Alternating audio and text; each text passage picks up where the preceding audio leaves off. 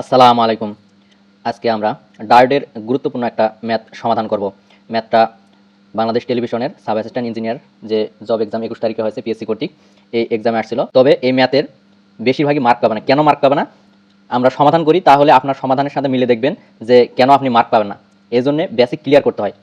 Basic clear যদি না থাকে তাহলে আপনি এরকম ভুল করবেন এবং পরীক্ষার হলে অনেক ম্যাথ করবেন, নিজে নিজে মনে করবেন যে আমার তো এই ম্যাথটা ঠিক ছিল, তবুও আমি টিকলাম না কেন। এই ছোটোখাটো ভুলের কারণে আপনি টিকতে পারেন না।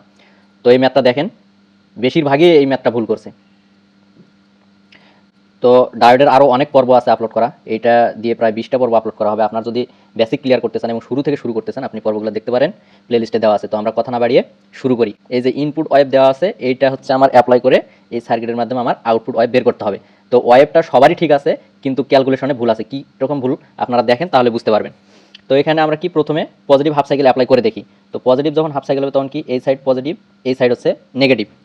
এবং এই যে এখানে দেখেন, তাহলে আমরা এখানে যদি পজিটিভ হাফ সাইকেল হয়, দেখেন তো এই দিক দিয়ে এই পর্যন্ত আসতেছে, আসার পর যদি এই দিকে যেতে চাই, এখানে কি ডায়োডটা আমার রিভার্স বায়াসে আছে। তো রিভার্স বায়াসে এখানে কি সিলিকন ডায়োড, তার রিভার্স বায়াসে কি এটা আমার হচ্ছে এটা অন হবে না, এটা একটা ওপেনের মতো কাজ করবে। তাহলে কি আমার সার্কিটটা হয় এরকম, দেখেন সার্কিটটা হবে কীরকম, এরকম এরকম সার্কিট হবে। এটা হচ্ছে আর পজিটিভ নেগেটিভ আমি কত 10 ভোল্ট অ্যাপ্লাই করতেছি, আর এখান থেকে আমার কী হবে আউটপুট বের করতে হবে। তাহলে এখানে দেখেন তো, যখন পজিটিভ অ্যাপ্লাই করতেছি কারেন্টটা এদিক দিয়ে আমার পাস করতে পারতেছে না, সরাসরি এখানে যাবে। তাহলে এখানে এই যে এই জায়গায় বেশিরভাগই ভুল করছে। এখানে সবাই লেখছে, দেখলাম যে যখন পজিটিভ হাফ সাইকেল অ্যাপ্লাই করতেছি তখন কি পাচ্ছে, সবারই দেখলাম যে এরকম পজিটিভ হাফ সাইকেলের সময়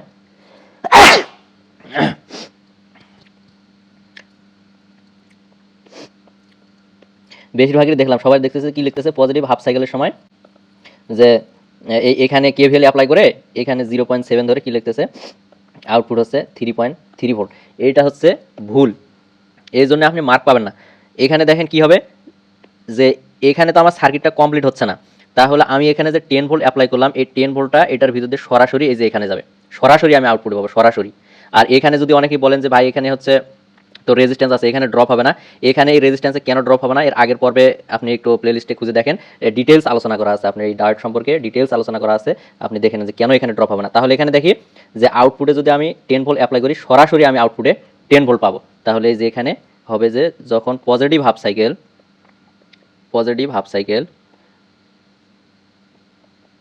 পজিটিভ হাফ সাইকেলের সময় কি হবে, যে আউটপুট পাবো আমরা সরাসরি কি 10 ভোল্ট।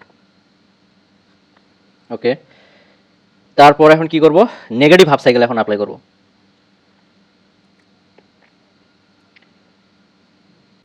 নেগেটিভ হাফ সাইকেলের সময় কি হবে, নেগেটিভ হাফ সাইকেল।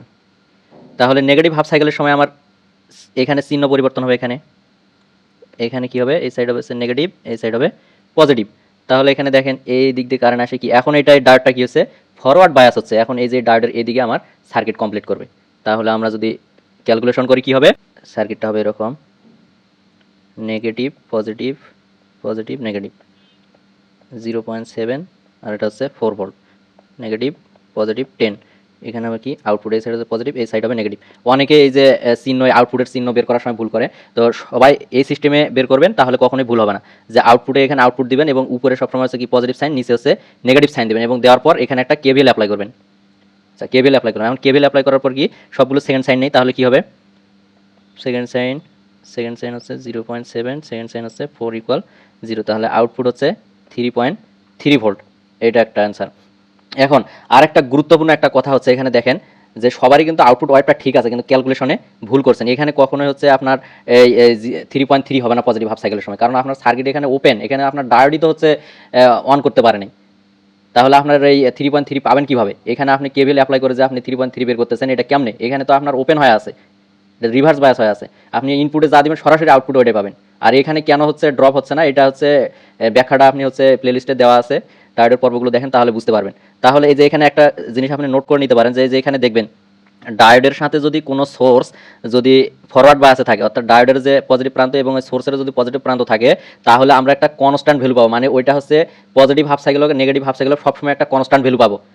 এটা আপনি নোট করে নেবেন। তাহলে দেখেন কি আঁকার চেষ্টা করি। আচ্ছা, ধরে নিলাম এখানে হচ্ছে 10, এটা এই পর্যন্ত হচ্ছে 10 ভোল্ট। ওকে, তাহলে কি বললাম এই জিনিসটা নোট করে নেবেন, যদি ডায়োডের সাথে যদি একটা সোর্স যদি আপনার ফরওয়ার্ড বায়াসে থাকে, অর্থাৎ ডায়োডের পজিটিভ প্রান্ত এবং সোর্সের পজিটিভ প্রান্ত যদি একই থাকে, তাহলে এটা আমরা কনস্ট্যান্ট ভ্যালু পাবেন। কত কনস্ট্যান্ট ভ্যালু পাবো এখানে আপনি সেটা এখানে অ্যাপ্লাই করে দেখবেন। তাহলে এটার মান হচ্ছে কত 0.7 আর এটা হচ্ছে কত 4 ভোল্ট। তাহলে এই যে এখানে যে মানটা আমরা এই যে মানটা পাইছি এটা হচ্ছে কনস্ট্যান্ট ভ্যালু, অর্থাৎ 3.3 এটা কনস্ট্যান্ট ভ্যালু পাবো। তাহলে ধরে নেই এই পর্যন্ত 3.3, এই পর্যন্ত হচ্ছে 3.3। তো আমরা যদি পজিটিভ হচ্ছে হাফ সাইকেলের সময় পেয়েছি কত, পজিটিভ হাফ সাইকেলের সময় পেয়েছি প্লাস 10 ভোল্ট। তো 10 ভোল্ট কোন পর্যন্ত, এই পর্যন্ত 10 ভোল্ট এই পর্যন্ত, এটা দিলাম। এখন দেখেন যে এই যে এই জায়গায় এটা আমার কিন্তু কনস্ট্যান্ট ভ্যালু আছে, এটা সবসময় আমি পাচ্ছি, ঠিক আছে। তাহলে এর ভিতরে যে আমার যে দাগগুলো পড়ছে এটা দেওয়ার দরকার নেই, এটা আমি রিমুভ করে দেবো, এই যে এইটুকু আমার দরকার নাই, এটা দেওয়ার দরকার নেই, তাহলে এটা আমার দরকার নেই। তাহলে শুরু হচ্ছে কোথা থেকে, এই যে এখান থেকে শুরু হচ্ছে। তারপর দেখেন নেগেটিভের সময় কি পেয়েছি 3.3 ভোল্ট। তাহলে এটা যদি আপনি 3.3 ভোল্ট কোথা থেকে, এই যে 3.3 ভোল্ট এইটুকু পজিটিভ সাইডে, তাহলে এখান থেকে ধরে নিলাম এইটুকু। তাহলে এখানে দেখেন এটা তো হচ্ছে আমার কনস্ট্যান্ট ভ্যালুর মাঝেই, তাহলে এইটুকু আমার কি দেওয়ার দরকার নাই।